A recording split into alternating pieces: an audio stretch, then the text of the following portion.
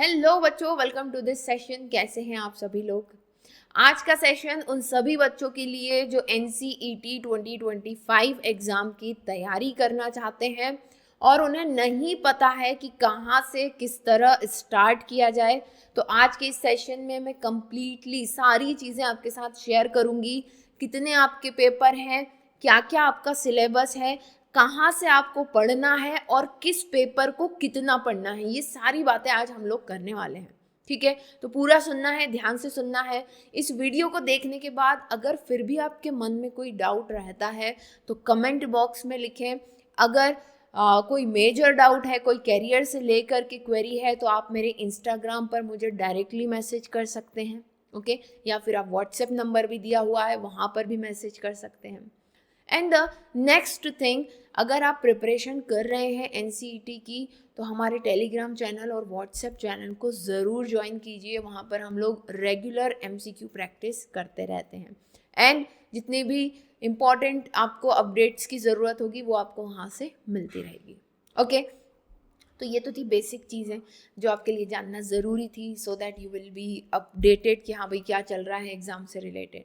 Now let's come to the screen और यहाँ पर देखिए आपकी आपके जो इस एग्ज़ाम में NCET 2025 फॉर 4 ईयर BEd है ना, इसमें जितने पेपर होते हैं, कितने पेपर होते हैं आपके 7 पेपर होते हैं। ये नाम दिए हुए हैं। 3 आपके डोमेन स्पेसिफिक पेपर हैं। 3 डोमेन मतलब जिस सब्जेक्ट के हैं आप, अगर आप साइंस स्ट्रीम के हैं तो ऑब्वियस सी बात है BSc में एडमिशन लेना चाहते हैं, BA करना चाहते हैं या BCom करना चाहते हैं, तो उससे रिलेटेड 3 सब्जेक्ट आपको चूज़ करने होते हैं। हर एक सब्जेक्ट से 28 क्वेश्चन आते हैं, 28, उनमें से आपको 25 मतलब आपके पास चॉइस है यहाँ पर। ठीक है, फिर आपका जनरल टेस्ट है, सभी के लिए कॉमन है। टीचिंग एप्टीट्यूड है, सभी के लिए कॉमन है। जनरल टेस्ट के भी 28 में से 25 क्वेश्चंस आपको करने हैं और टीचिंग एप्टीट्यूड के 23 में से 20 क्वेश्चन आपको करने हैं। Then come to the language. अब ये लैंग्वेज कोई सी भी लैंग्वेज हो सकती है, आप जो सिलेक्ट करना चाहें, जिसमें आप अगर मान लीजिए आप लैंग्वेज से BA करना चाहते हैं तो आप जिस लैंग्वेज से BA करना चाहते हैं आप इसमें चूज़ कर सकते हैं, है ना। हिंदी और इंग्लिश के साथ ये फैसिलिटी है कि आप दोनों में हिंदी भी चूज़ कर सकते हैं, दोनों में इंग्लिश भी चूज़ कर सकते हैं, उसमें कोई भी दिक्कत नहीं है। ठीक है, ये सिर्फ हिंदी इंग्लिश वालों के लिए है। ओके, क्योंकि यहाँ पर लिखा है to be chosen from section 1 other than the language 1 in section 1। कुछ बच्चे होते हैं जिन्होंने सिर्फ इंग्लिश पढ़ी है तो वो दोनों लैंग्वेज में इंग्लिश लेंगे, दोनों लैंग्वेज में हिंदी लेंगे। ठीक है, अगर आपने दोनों सब्जेक्ट पढ़े हैं इसके बावजूद भी अगर आप एक ही सब्जेक्ट दोनों में लेना चाहते हैं तब भी कोई दिक्कत नहीं है, अनटिल अनलेस आप लैंग्वेज से ना करना चाहते हैं। ठीक है, गेटिंग माय पॉइंट। चलो तो अब आगे बढ़ते हैं। टोटल आपके पास 181 क्वेश्चंस होते हैं, उनमें से आपको 160 क्वेश्चन अटेम्प्ट करने होते हैं। एक और इम्पॉर्टेंट चीज़ यहाँ पर बता देती हूँ कि इसमें नेगेटिव मार्किंग होती है, नेगेटिव मार्किंग इसमें है। ठीक है, और आपने अगर गूगल किया और एक गलत वेबसाइट है जिस पे लिखा है कि इसमें नो नेगेटिव मार्किंग, वो वाला स्क्रीनशॉट 2 साल से बच्चे मुझे भेज रहे हैं। Okay, so that is a wrong one बच्चों, वो गलत है, इसमें नेगेटिव मार्किंग है, ये दिमाग में बैठा लो। ठीक है, और वो कैसे प्रूफ होता है पता है, एक तो आपको प्रोस्पेक्टस में भी देखने को मिल जाएगा और जिन भी एग्जाम्स में जब क्वेश्चंस में चॉइस दी जाती है ना वहाँ पर नेगेटिव मार्किंग होती ही है, आप देखना क्रॉस चेक करके। चलो तो ये तो बेसिक चीज़ें थी, अब मैं आपको ले चलती हूँ सबसे पहले डोमेन सब्जेक्ट्स की तरफ। अच्छा, एक चीज़ और मैं आपको कह देती हूँ, ये जितने भी आपके जो 7 सब्जेक्ट्स हैं इन सब के टोटल जो मार्क्स हैं that will help you to come into top of the ranking list, है ना। सारे सब्जेक्ट्स में अगर आपके नंबर बढ़िया मतलब ठीक है तो आपको एक अच्छी रैंकिंग मिल जाएगी। ओके, बट अपना डिज़ायर्ड सब्जेक्ट मेजर और माइनर, अगर आप जानते हो मेजर और माइनर सब्जेक्ट अगर अपनी पसंद का चाहिए तो आपके डोमेन सब्जेक्ट्स में मार्क्स अच्छे होने चाहिए। ठीक है, उस पर मैंने काफ़ी बार बात की है, वो हम दूसरे सेशन में और भी कंटिन्यू करेंगे। So let me tell you कि सातों के 7 सब्जेक्ट्स में आपके अच्छे मार्क्स होंगे तो आपका स्कोर अच्छा होगा, आपको अच्छे इंस्टीट्यूट से कॉल आ जाएगा। बट आपकी पसंद का सब्जेक्ट वही मिलेगा जिसमें सब्जेक्ट मेजर में वही मिलेगा जिसमें आपके डोमेन में मार्क्स अच्छे हैं। Getting my point? ठीक है, तो डोमेन सब्जेक्ट्स की प्रिपरेशन कैसे करें? डोमेन सब्जेक्ट का जो सिलेबस है that is equal to the 12th का सब्जेक्ट। आपने 12th में जो पढ़ा है वही आपके डोमेन सब्जेक्ट्स का सिलेबस है। ठीक है, नाउ उसकी तैयारी कहाँ से करना है? आप अगर किसी और स्टेट के हैं तो नॉट टू वरी, आप एनसीईआरटी पढ़ लो, एनसीईआरटी का एग्जाम्पलर सॉल्व कर लो, और कोई भी रिफ्रेशर बुक आप यूज़ कर सकते हो, कोई भी रिफ्रेशर बुक आप यूज़ कर सकते हो to prepare your domain subjects. Getting my point? तो बहुत ईजी है। आप अगर अभी 12th दे रहे हो तो 12th को ही बढ़िया से प्रिपेयर कर लो, आपके डोमेन सब्जेक्ट्स ऑलरेडी प्रिपेयर हो जाएंगे। Okay, now moving to the next. देखो, अब डोमेन के बाद मैं बात करूंगी यहाँ पर टीचिंग एप्टीट्यूड की। किसकी बात करूंगी? Teaching aptitude. अब देखो, टीचिंग एप्टीट्यूड जो है इसकी नो बुक, ठीक है, दैट क्लेम अप टू 90% तक का कंटेंट भी आपको किसी बुक में नहीं मिलेगा। 100% कंटेंट की तो मैं बात ही नहीं कर रही, यू नो। सो रेंडमली कुछ लोगों ने इसे प्रिंट कर दिया है और बना दिया है, but I will never prefer any book, any standard book teaching aptitude के लिए अवेलेबल नहीं है। Okay, because it's a totally different syllabus, syllabus मैं आपको दिखा देती हूँ। देखिए, ये टीचिंग एप्टीट्यूड का आपका सिलेबस है। ओके, इसका कोड क्या है? 327। अब यहाँ पर 7 यूनिट्स हैं, एंड टीचिंग एप्टीट्यूड एक ऐसा पेपर है जिसकी अंडरस्टैंडिंग आपको होनी चाहिए, है ना। यहाँ पर जो कॉन्सेप्ट दिए गए हैं उसको आपको समझ होनी चाहिए। इसमें रट्टा मारने वाली बहुत कम चीज़ें हैं, समझने वाली चीज़ें ज़्यादा हैं। Okay, and let me tell you one more thing कि हमने अपने जो प्रिपरेशन हमारी चल रही है चैनल पर, उसमें हमने ये सातों की सातों यूनिट कंप्लीट कर ली है। Now we are in revision mode and practice mode, कि हम अब प्रैक्टिस पर आ चुके हैं टीचिंग एप्टीट्यूड के लिए। ओके, सो अगर आप प्रिपरेशन करना चाहते हैं, so there is a link given below teaching aptitude के लिए स्पेशली। आप जा कर के उस कोर्स को अटेंड करें, and definitely you will become a good teacher and very good in teaching aptitude। तो ये आपके लिए बहुत easy हो जाएगा। टीचिंग एप्टीट्यूड के क्वेश्चंस बड़े समझने के बाद आपको बड़े ही डायरेक्ट से लगेंगे। you can easily score very good in this। ठीक है, तो that is all about teaching aptitude. अब आ जाते हैं हम किस पर? जनरल टेस्ट पर। Okay, so this is your general test syllabus. ये जनरल टेस्ट है जो कि सीयूईटी और सीयूईटी में भी होता है ना जनरल टेस्ट, वैसा वही है ये। एंड इसके बच्चों ना कोई शुरुआत है ना कोई अंत है, लेट मी टेल यू, है ना। इतना ब्रॉड ये है, इतना ब्रॉड इसका सिलेबस है। देखिए, जनरल नॉलेज कहीं से उठा के दे सकते हैं। करंट अफेयर की बात करें तो 23 और 24 का आपको बिल्कुल करंट अफेयर रटा होना चाहिए। जनरल साइंस जो भी फिनोमेना होती है, मतलब ये समझ लो कि 10th तक का जो साइंस पढ़ा है ना, 10th तक का science, general mental ability, numeric ability, जितना भी इसको समझ लो आप। 10th तक का मैथ्स, 10th तक का साइंस और मैथ्स, ये आपका 2 पोर्शन कवर करेगा। General knowledge, current affair, reasoning, ठीक है। And logical and analytical reasoning से तो बहुत ज़्यादा क्वेश्चन इसमें देखे नहीं गए हैं। ओके, सो ये टॉपिक्स ज़्यादा इम्पॉर्टेंट है यहाँ पर। तो कोई भी बुक जो आप करंट अफेयर्स के लिए प्रेफर करते हो, जनरल नॉलेज के लिए, और बाकी मैंने आपको 10th तक का साइंस, है ना, अप टू 10th है ये, अप टू टेंथ। और कहाँ से पढ़ना स्टार्ट करोगे इन दोनों के लिए? ये समझ लो आप 6th से 10th तक की एनसीईआरटी पढ़ लो, काम बन जाएगा। ठीक है, ठीक, 6th से 10th तक की। तो इसमें जितने भी कॉन्सेप्ट दिए हुए हैं मैथमेटिक्स के, वहीं से ये पूछा जाता है, राइट। और एक चीज़ और बच्चों, मैं यहाँ पर बहुत ही क्लियरली आप सभी को बता देना चाहती हूँ कि जनरल टेस्ट एक ऐसा पेपर है that will decide your rank, है ना। अटेम्प्ट करने पर भी आपकी रैंक डिसाइड होगी, अटेम्प्ट ना करने पर भी आपकी रैंक डिसाइड होगी। ऐसा मैं क्यों कह रही हूँ? अगर if you are a very good in GT, ठीक है, so obviously you will get the high rank, ठीक है।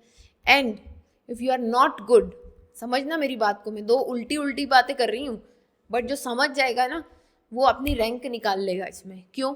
If you are not good, don't touch it. If you are not good, don't touch it, ठीक है। कोई question attempt, मतलब कोई question से मतलब वो क्वेश्चन जिसमें आप बहुत ही वीक है उसको अटेम्प्ट नहीं करना है, because it will waste your time. And जो आती हुई चीज़ें होंगी वो भी आप नहीं कर पाएंगे। सो हमेशा मेरा रिकमेंडेशन होता है बच्चों को कि अगर आप जीटी में उसके मैथमेटिकल पार्ट में अगर आप गुड नहीं हैं, so don't waste your time, क्योंकि अदर जो सब्जेक्ट्स हैं उनके क्वेश्चंस फिर आप अटेम्प्ट नहीं कर पाएंगे, ओके। बिकॉज 160 क्वेश्चन है ना, you have to go through 180 question और उसमें से फिर आपको 160 करने हैं। Getting my point? So don't touch it. Maths को तो बिल्कुल सबसे लास्ट में रखो आप, ओके, वो हम बाद में भी डिस्कस करेंगे। So that is all about your GT, कि आपको कहाँ से पढ़ना है ना, that is clear. Now let's go to the language. अब लैंग्वेज आपकी कोई भी लैंग्वेज हो, देखो इनमें से कोई सी भी आपकी लैंग्वेज हो सकती है, राइट? देख पा रहे हैं आप, है ना? तो सबसे पहले आप लैंग्वेज देख लो, यहाँ पर इतनी सारी ये लैंग्वेज दी हुई है, 38 लैंग्वेजेस, राइट?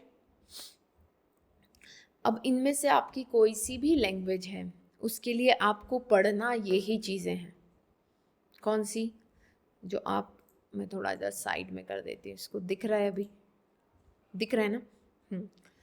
क्या है?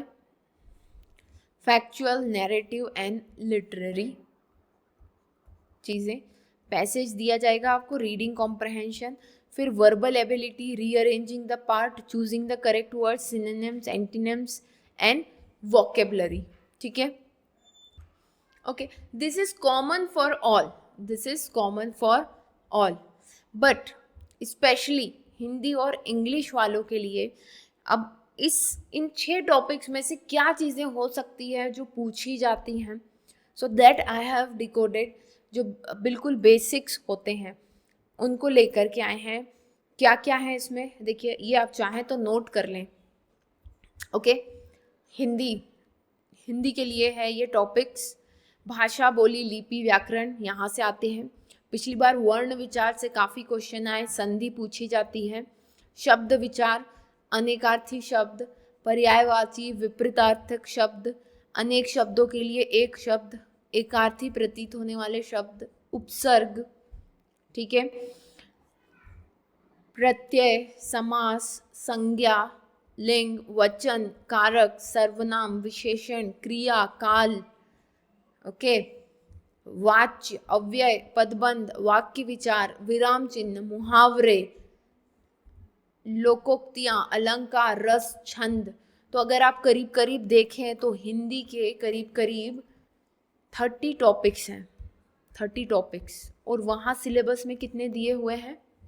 only 6, okay, so you have to study all 6, then only you can get the good marks। जैसा मैंने कहा, आपके जीटी, टीचिंग एप्टीट्यूड और दोनों लैंग्वेज, ये आपको रैंक दिलवा सकती है, एक अच्छे इंस्टीट्यूट में आपको अप्लाई करने के काबिल बना सकती है, राइट? बट द फाइनल, वहाँ तक तो आप पहुँच जाओगे, बट फिर जब बात आएगी आपके डोमेन सब्जेक्ट, आपके मेजर सब्जेक्ट सिलेक्शन की, डेट एक कम से कम वो सब्जेक्ट जिससे आप अपना बीएससी या बीए या बीकॉम करना चाहते हो, उस एक सब्जेक्ट को अच्छे से प्रिपेयर करो, उसमें अच्छे नंबर लेकर के आ जाओ, तो वो सब्जेक्ट आपको मिल जाएगा। सो that is the strategy actually, ठीक है। अब बात करो इंग्लिश की, सो सेम चीज़, जितनी भी ग्रामर, इंग्लिश के लिए मैं बता देती हूँ, इंग्लिश लैंग्वेज बचता है अब, है ना, इंग्लिश लैंग्वेज इज वोकेबलरी, है ना। वोकैब आप अपनी बढ़िया कर लो, प्लस ग्रामर आपने ग्रामर आपने 6th से 12th तक में जो कुछ भी पढ़ा है वो सारी ग्रामर इसमें आएगी। Okay, getting my point? ठीक है, तो ये बात रही इंग्लिश की 6th to 12th। ग्रामर में आपने जो कुछ भी पढ़ लिया, प्लस वोकैब आपके बढ़िया होना चाहिए, वोकेबलरी शब्द भंडार आपके पास बढ़िया होना चाहिए। दैट्स इट, आपका काम हो जाएगा। Okay, now let me tell you कि अब भाई हम स्ट्रैटेजी क्या रखें मैम, कैसे हम इस चीज़ को कवर करेंगे। So let me summarise this कि आपने जो भी प्रिपरेशन करनी है, आपको आपका teaching aptitude, GT, language 1, language 2 plus domain 1, domain 2, domain 3, एक डोमेन, देखो पेपर तो तीनों का देना है आपको, बट एक डोमेन डिसाइड कर लो दैट कि भाई मुझे अपना मेजर या मुझे इस सब्जेक्ट का टीचर, किस सब्जेक्ट का आपको टीचर बनना है वो डिसाइड कर लो, उस पर जान लगा दो। ठीक है, लेट्स से आपको केमिस्ट्री का बनना है, तो आप मैथ्स के हैं तो मैथ्स, केमिस्ट्री, फिजिक्स तो आप लेंगे ही, पर केमिस्ट्री आप बढ़िया से प्रिपेयर करो ताकि आपको मेजर केमिस्ट्री मिलने में कोई दिक्कत ना आए। ठीक है, अब आप चाह रहे हो कि आप आईआईटी में पहुंचो, तो ठीक है भाई, केमिस्ट्री तो आपके पास आपने बढ़िया प्रिपेयर करा, बट आईआईटी में पहुंचने तक आपके मार्क्स तो होने चाहिए, ओवरऑल मार्क्स तो होने चाहिए। उसके लिए आपको हेल्प करेंगे आपके लैंग्वेज और टीचिंग एप्टीट्यूड, बिकॉज देखो यहाँ से ये जो 3 सब्जेक्ट की जो प्रिपरेशन होगी ये फॉर श्योर है, मतलब कि जो इसमें आप पढ़ोगे मन लगा करके ध्यान से, वो आने के 99% चांसेस हैं। कितने परसेंट चांसेस हैं? 99% चांसेस हैं। जबकि अगर मैं जीटी की बात करूँ, सो जीटी का कोई और छोर नहीं है, और ये आपका टाइम ले जाता है वो अलग। तो जीटी में हमेशा कहती हूँ कि जीटी पर बहुत ज़्यादा फोकस नहीं करना है। हाँ, आप जनरल नॉलेज, करंट अफेयर सुनते रहते हैं, पढ़ते रहते हैं, हम लोग प्रिपेयर करेंगे, जो वहाँ से मिल जाए दैट वो बढ़िया, ठीक है, बट बहुत ज़्यादा उसमें टाइम दे देना आपके नंबर्स को वो कम कर देगा, आपकी ओवरऑल रैंकिंग को वो कम कर देगा। Getting my point? ठीक है, सो दैट इज़ ऑल अबाउट कि हमको एनसीईटी की प्रिपरेशन कैसे करनी है। ठीक है, सो आई होप कि ये वीडियो आप लोगों को हेल्प करेगा। और भी कोई डाउट आता है सो कमेंट बॉक्स में ज़रूर लिखें, definitely I will answer it. Then soon we will meet into the next session. Till then, bye bye, take care, bye.